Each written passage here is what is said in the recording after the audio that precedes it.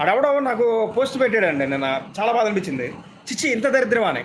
వాడు సామాజిక వర్గం కోసం ఎవడో పార్టీ మీద జెండా మోస్తే వీడి సామాజిక వర్గానికి వాడు చైర్మన్ చేస్తాడంట. వీడు అందరూ ఆశీర్వదించని పెట్టాడు. సిగ్గు సరవలేదు ఎదవ. చెప్పుకోవడానికి కూడా సిగ్గులేని ఎదవ. ఒక కులాన్ని తీసుకెళ్ళి ఎవడో పార్టీకి దాసోహం చేస్తావరా పనికి మళ్ళా చవట. కులాలు అంటే అంత దరిద్రంగా ఉన్నాయా నీకేమన్నా? కుల రాజకీయాలు చేసుకుంటూ నువ్వు బతకలేక చావరా పోనీ, అడుక్కు తిను. అంతగా కులాన్ని తీసుకెళ్ళి దేహంలో పక్కనోడి దగ్గర పెట్టడం ఏంటరా బాబు? అది ఏ రాజకీయ పార్టీ అయినా సరే. వాడేవాడా అండి? ఆడేవాడు మళ్ళం పోషించడానికి, ఆడేవాడు చైర్మన్ చేయడానికి ఏ రాజకీయ నాయకుడైనా సరే. రాజకీయ నాయకులు బతికేది వీళ్ళ మీద.